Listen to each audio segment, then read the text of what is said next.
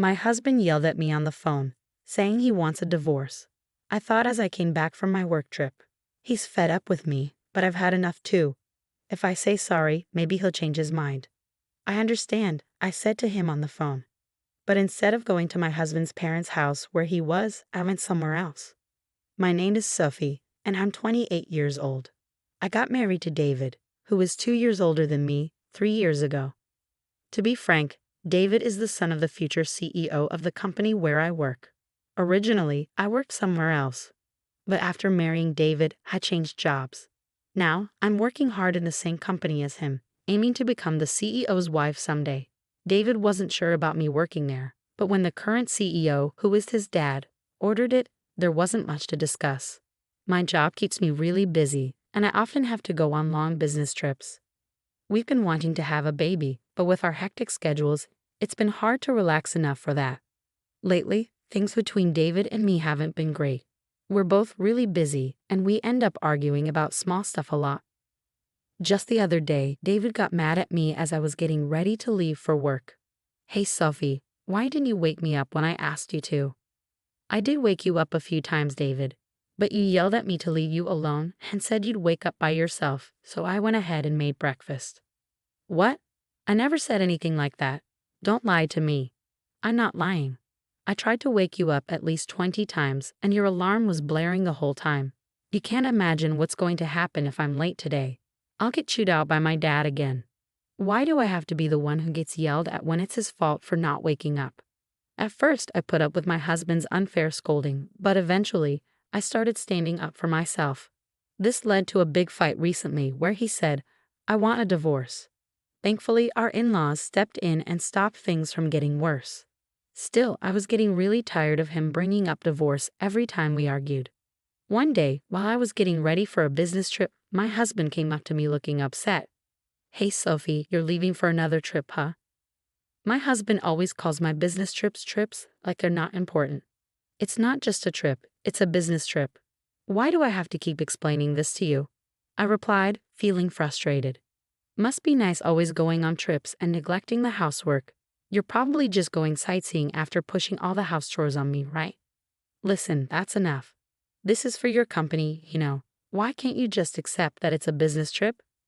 I can't imagine how it's like to be a rookie like you going on a business trip. Being so useful is pretty much just like a trip. What the hell is wrong with you? Can't you tell the difference between a trip and a business trip? Well, it's the truth, isn't it? You say I'm dumping the house chores on you, but you've never done anything around the house when I'm away on a business trip. When I'm not around, my husband only ever orders takeout, leaves the laundry piled up, and doesn't even take out the garbage. Despite doing nothing, his attitude gives me so much stress. Even the divorce drama last time was all because of his personality. Even though we both work and spend the same amount of time on our jobs, all the housework is left to me.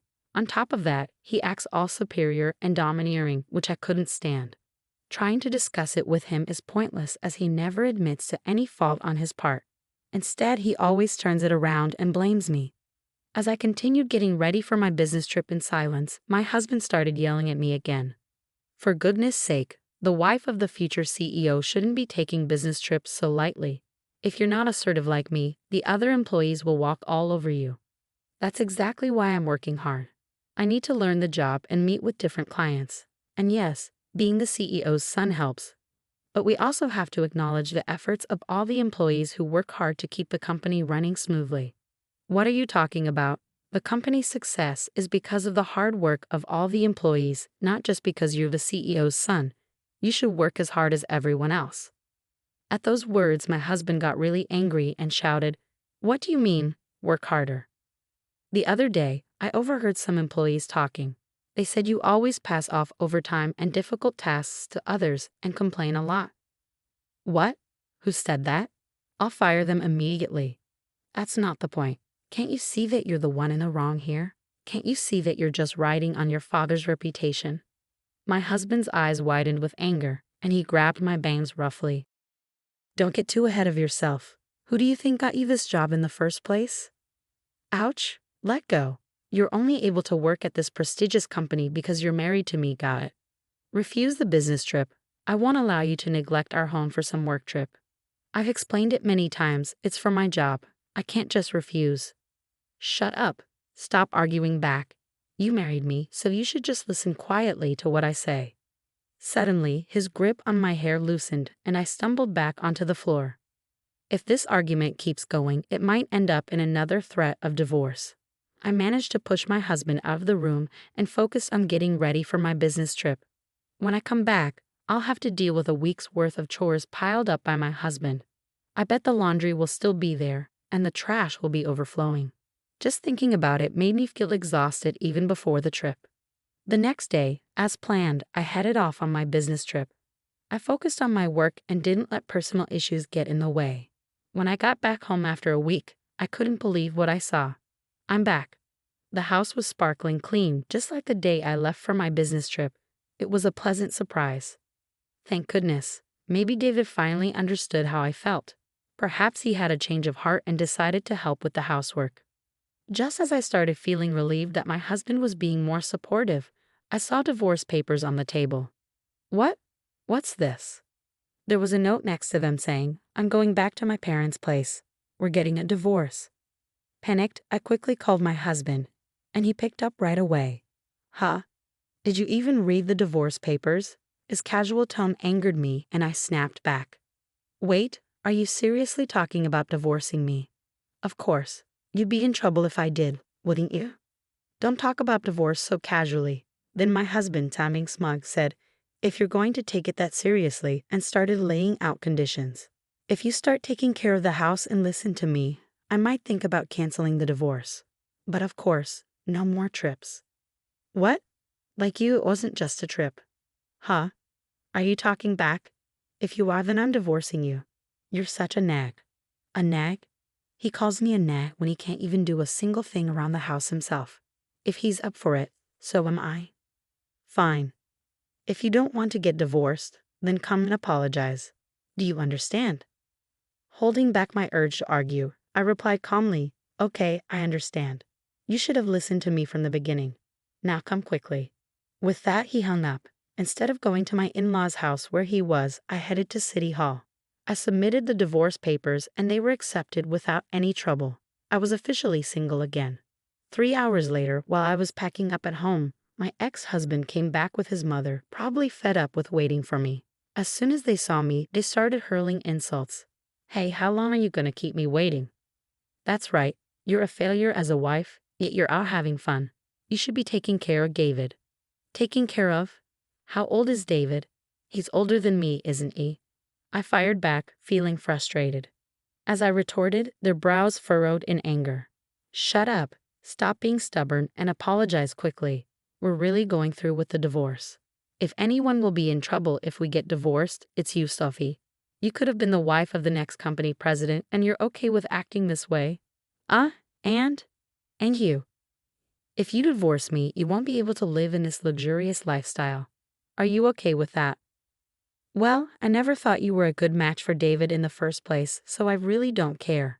At a loss for words, my ex-husband grinned devilishly. Fine, this is your last chance. If you don't apologize now, we're getting a divorce. I'll even kick you out of the company. Decide quickly. At that moment, anger surged through me like a fireball. I had to make him understand the reality of the situation. We're already divorced, you know. What? Just as you wished. I've already submitted the divorce papers and they've been accepted, so I'm no longer your wife. What?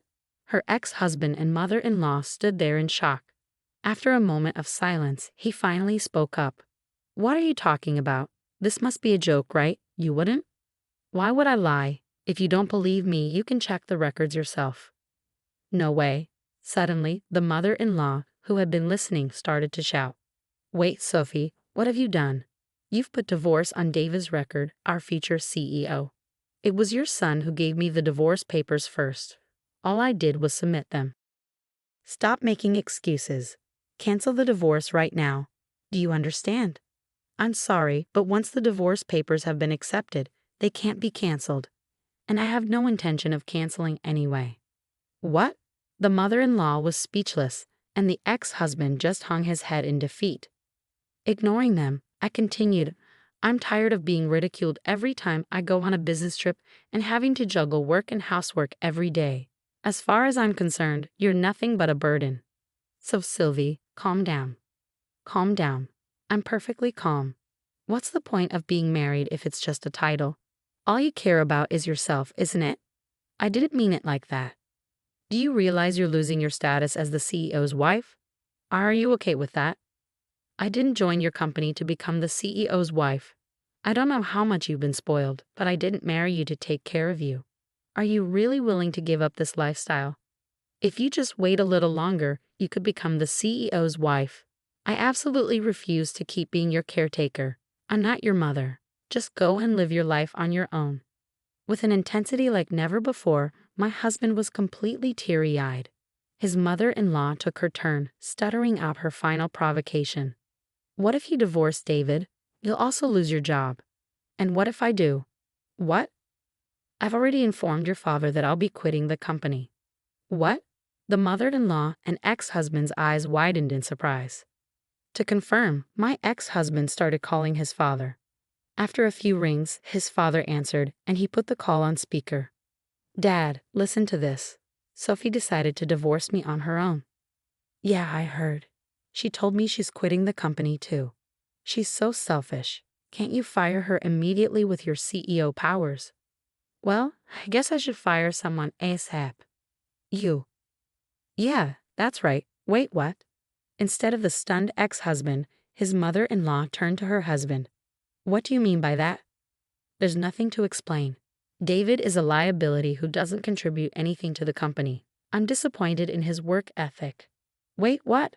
How can you suddenly say that about our son? Stay quiet, the father-in-law firmly told his wife. David, your performance at work is lacking. You misuse company resources, make inappropriate advances towards female colleagues, and complain about trivial things like the cafeteria. You're just not cutting it. Do you think I don't know that your subordinates consider you incompetent? No, that's not true. It can't be. I can't protect you any longer, even if you're my son. You understand this, right? Just because you're the boss's son doesn't mean you get special treatment. But that doesn't mean you have to fire me. The only thing I can commend you for is marrying a capable wife. Sophie will continue to work for the company, but you're fired, David. At his father's words, my ex-husband's eyes widened in shock. Unfazed by his reaction, the father-in-law continued, Unlike you, Sophie is diligent in her work and brings in a lot of contracts. She's highly respected by our clients. Many companies have chosen to work with us because of her. But she was only sent on business trips because she's new.